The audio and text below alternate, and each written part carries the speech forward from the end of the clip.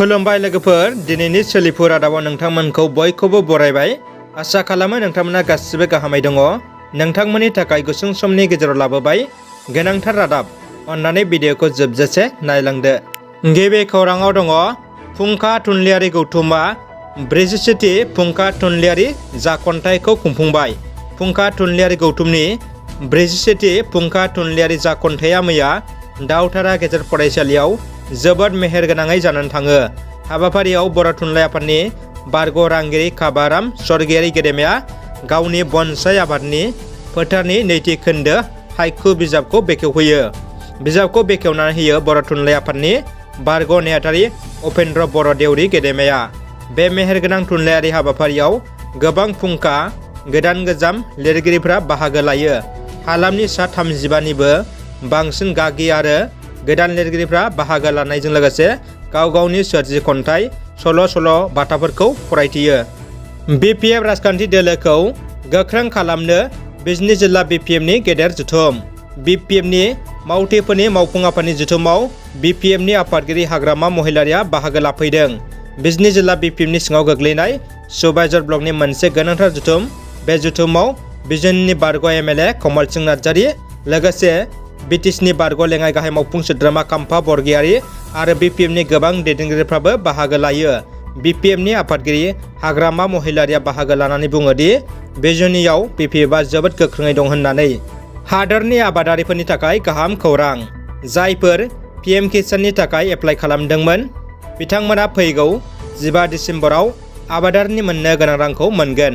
अदेबानि भारत सोरखारा आबादारिफोरनो अनसुंथाइ होनाय PM किसाननि रांखौ फैगौ 15 डिसेम्बराव सोनानै होगोन।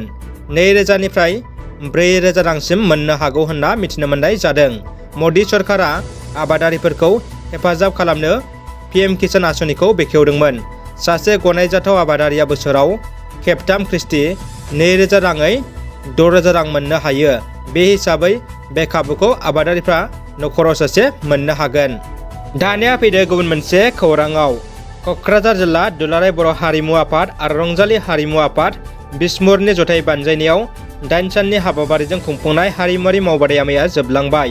बिटिआरनि हारिमु बिफाननि मावफुं सोद्रोमा दावबायसा बर'आ गाहाय आलासि महरै बाहागो लानानै बुङोदि क'क्राझार जिल्ला दुलाराय बर' हारिमु आफाद आरो रंजालि आफाद बिस्मुरनि जथाइ खुंनाय हारिमुआरि मावबादानि फोजोबनाय हाबाफारियाव बाहागो लानो मोननानै गोजोननाय मोननायजों लोगोसे हारिमुखौ फोजौनो थाखाय मावबादा जानाया थारैनो गोनांथि दं होनना बुंथियो। इन्डियान एयार फर्सनि बिरखंआ जाब्रथाय। मोनसे खौरांनिफ्राय मिथिनो मोननाय जादों, इन्डियान एयार फर्सनि MI-17 हेलिकप्टारा अरुणाचलनि रसाम हेलिपेडआव जाब्रथाय जानानै सिलिंखार जादों। अरुणाचल हायुलिंनिफ्राय रसामसिम रौनिया हान्जानि जाग्रा मुवा लांदोंमोन बे MI-17 हेलिकप्टारजों। 2 pilot, 1 engineer, 2 crew member दंमोन जाब्रथाय जानाय हेलिकप्टाराव। गासिखौबो ITBPनि जवानफोरा रैखाथियै बोखांनो हायो। दानिया फैदो जोबथा खौराङाव। BTCनि सोलोंथाइ बिफानाव गेदेर केलेंकारि। BTCनि सोलोंथाइ बिफानाव थाखो 1 निफ्राय थाखो 8 सिमनि उन्दै फरायसा फरायसुलिफोरनो स्कुल बेग होनाया जोबोद गाहाय थाखोनि आरो मोजां नङा होनना दिथागिरिफ्रा गोख्रों अजद होदों। बिटिआर सरकारनि बायदियै 23 कौटिनिबो बांसिन रां बाजेट हमनाय जादोंमोन फरायसा फरायसुलिफोरनि बेगनि मुङाव। थांनाय BTCनि बाजेट सेसनाव ओंखारनाय बायदिब्ला गांसे बेगआ 620निफ्राय लानानै 630 रां हमनायखौ नुनो मोन्दोंमोन।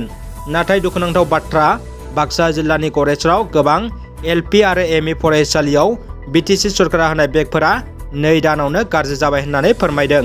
गोनांथार बाथ्राया बेसोदि जाय बेगफोरखौ प्रमद बर'नि सरकारा फरायसाफोरनो होदों, बे बेगखौ बाजाराव 100 एबा 200 राङावनो मोनो होननानै गोबां फरायसालिनि फोरोंगिरि बिथांमोना फोरमायदों।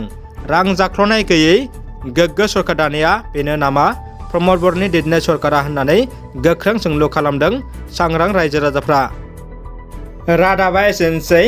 रादाबखौ जोबजासे नायनायनि थाखाय गासैनिसिमबो साबायखर। आरोबाव अन्नानै भिडिअखौ लाइक, कमेन्ट, शेयार खालाम। लोगोसे नोंथाङा चेनेलाव गोदानै फैदोंब्ला साबस्क्राइब खालामनो गुरै खावलायबाय। गोजोन्थों।